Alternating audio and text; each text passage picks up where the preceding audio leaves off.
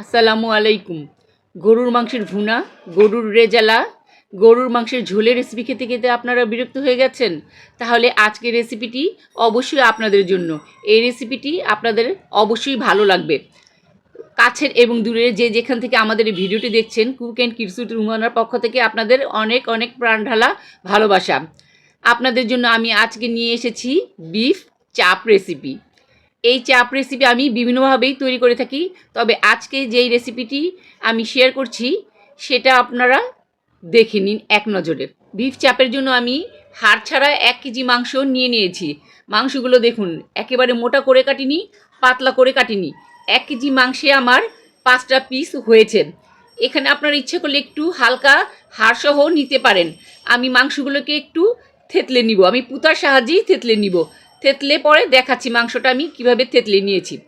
এখন আমি বিফ চাপের জন্য একটা স্পেশাল মশলা তৈরি করে নিব।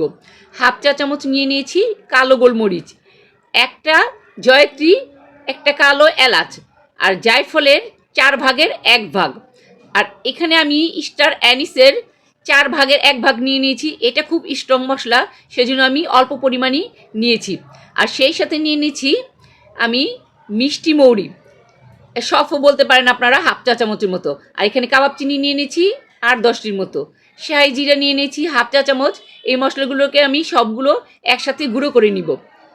2টা পেঁয়াজ নিয়ে নিয়েছি, এটাকে আমি পেস্ট করে নিব। আর এখানে 2 টেবিল চামচের মতো হবে পেঁপে বাটা। পেঁপে বাটাটা আমি খোসা সহই আমি বেটে নিব। এখানে বাটার পরে 2 টেবিল চামচ আমার হয়েছে। দেখুন মাংসটা আমি ঠিক এভাবেই থেতলে নিয়েছি।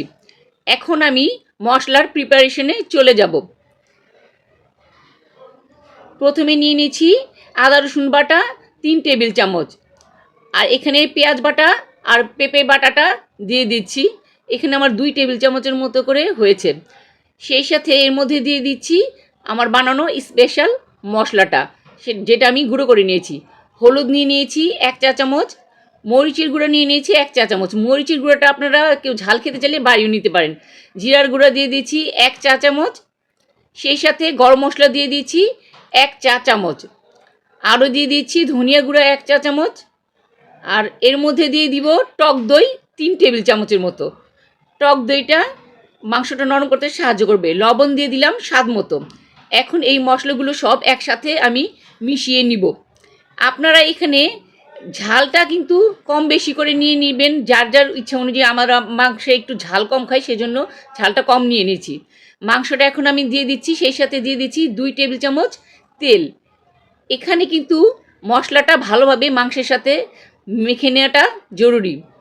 আপনারা হয়তো অনেকেই জানেন যে আমরা পুরো পরিবার চিকুনগুনিয়া আক্রান্ত হয়েছি। 1 মাস যাবৎ আমরা ভিডিও দিতে পারছি না। আপনারা দয়া করে আমাদের ভিডিওটি স্কিপ না করে দেখে নেবেন, সেই সাথে আমাদের পাশেই থাকবেন ঠিক আগের মতো, যেভাবে আমরা বন্ধু ছিলাম। আমি কথা বলতে বলতে কিন্তু মাংসটা আমি মেখে নিয়েছি। আপনারা কিন্তু এই পর্যায়ে ইচ্ছা করলে এই মাংসটা ফ্রোজেন করে রাখতে পারেন। যখন ভাজবেন চাপগুলো তখন 1 ঘন্টা আগে বের করে নিলেই হবে ফ্রিজ থেকে। এখন আমি এই মাংসটাকে 1 ঘন্টার জন্য মেরিনেট করে রাখবো। আর 1 ঘন্টার বেশি যদি মেরিনেট করতে চান আপনারা, তাহলে নর্মাল ফ্রিজে আপনারা রেখে সেটা মেরিনেট করে নিতে পারেন। যার যা সময় অনুযায়ী তখন বের করে ভেজে নিলেই হবে।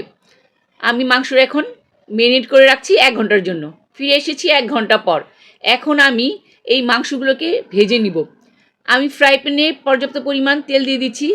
তেলটা কিন্তু এখানে 1 কাপের মতো আমি দিয়েছি। অত বেশি তেল হবে না, যাতে মাংসটা মোটামুটি ডুবে থাকে সেই অনুযায়ী আমি তেল দিয়েছি। একে একে তেলটা একটু গরম হয়ে গেলে আমি মাংসগুলো ছেড়ে দিচ্ছি।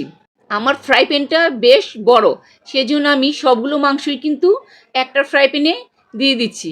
আপনারা ইচ্ছা করলে যদি ফ্রাই প্যান ছোটো থাকে তাহলে 2-3টে করেও ভাজতে পারেন। আমার এই ফ্রাই প্যানটা বড় হওয়ার কারণে কিন্তু ঢাকনা ছিল না, সেজন্য আমি অন্য একটা ঢাকনা দিয়ে ঢেকে দিয়েছিলাম। আমি এইখানে মাঝারি আঁচে মাংসগুলোকে ভেজে নিব।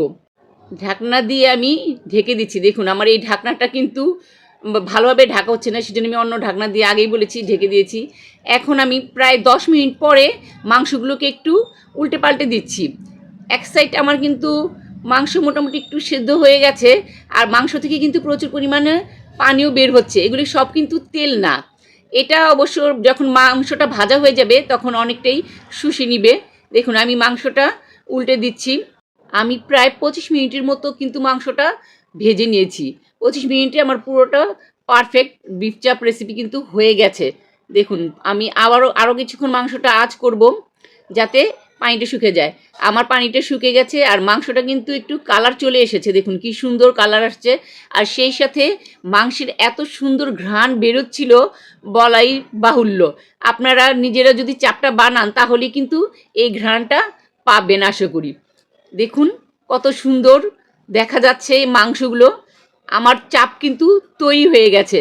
বিফ চাপটা খেতে এতটাই লোভনীয় ছিল এবং এতটাই জুসি ভাব ছিল, যেহেতু আমি এখানে টক দই এবং পেঁপে বাটা ব্যবহার করেছি। দেখুন আমি কাঁটা চামচের সাহায্যে আপনাদের দেখিয়ে দিচ্ছি, ছিঁড়তে কিন্তু একটু অসুবিধা হচ্ছে না।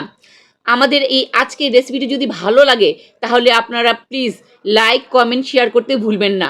আপনারা আমাদের পাশেই থাকুন, সবাই সুস্থ থাকুন, ভালো থাকুন, এই দোয়া করছি।